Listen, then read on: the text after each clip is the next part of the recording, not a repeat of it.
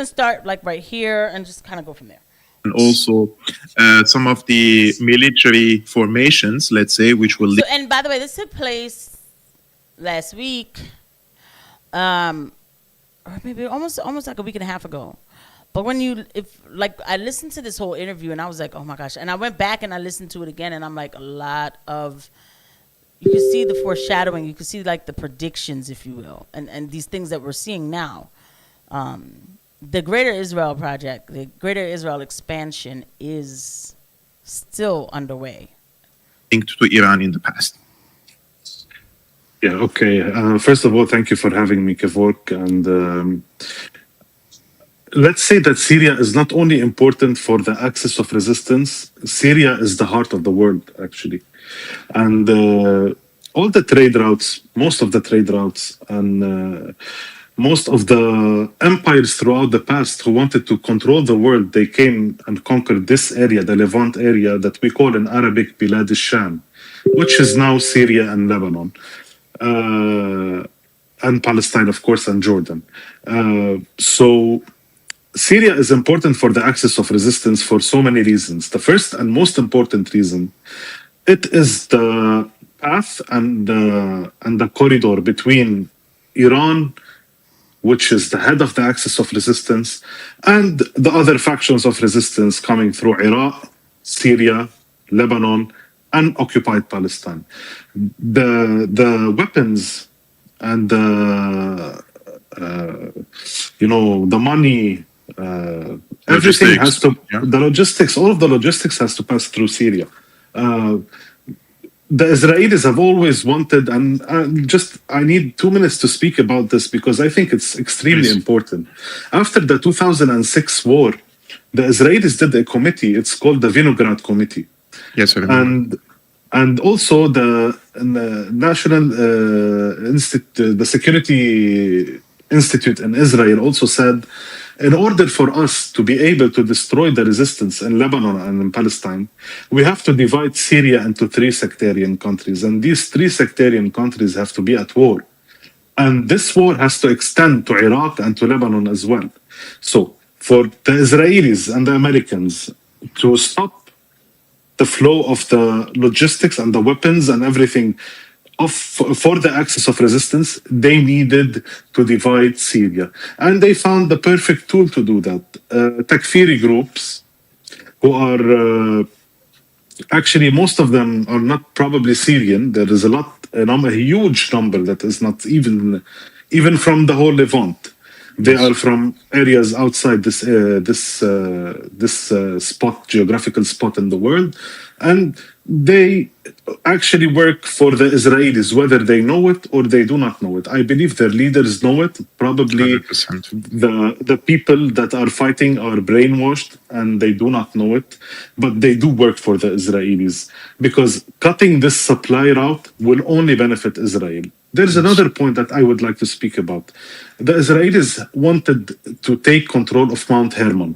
Mount Hermon is an extremely important geographical point in the Middle East.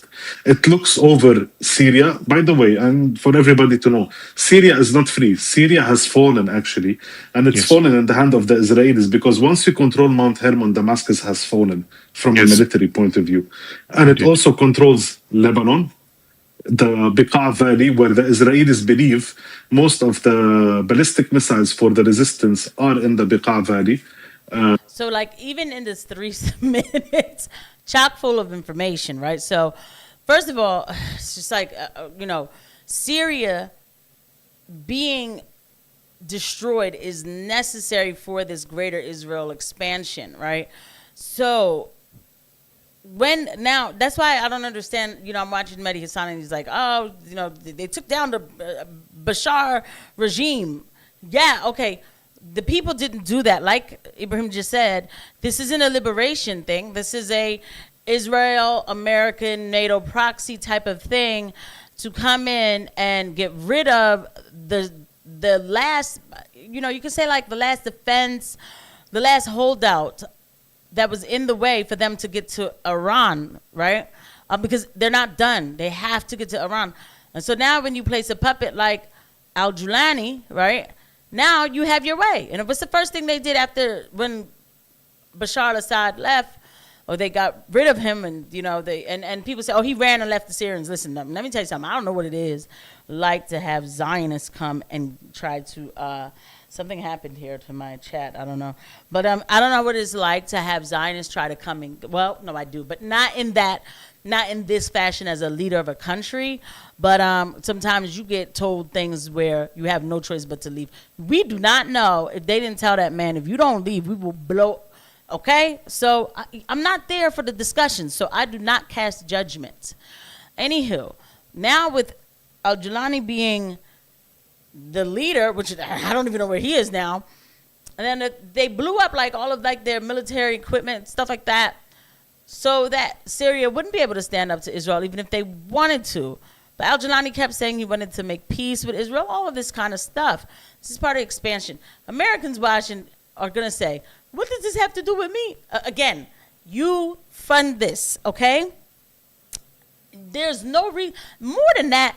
It's not even just about the money thing. Like, you know what it has to do for me? It's like, this is a crime to humanity.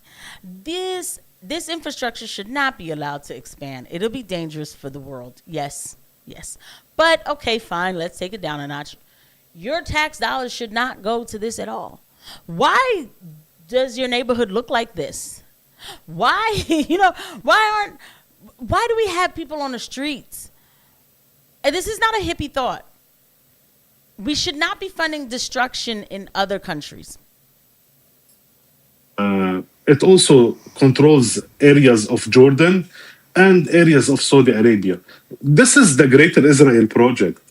By the way, too, when he says that, like, if you have a map, and it's a lot, like, because, like, it's a lot because it's so much information. But if you have a map, you see when he says that Israel taking over Mount Hermon, it's like they basically they could get to Damascus from a military standpoint. And is this true? And I mean, we did see, like I said, this was before the attacks that started taking place last week.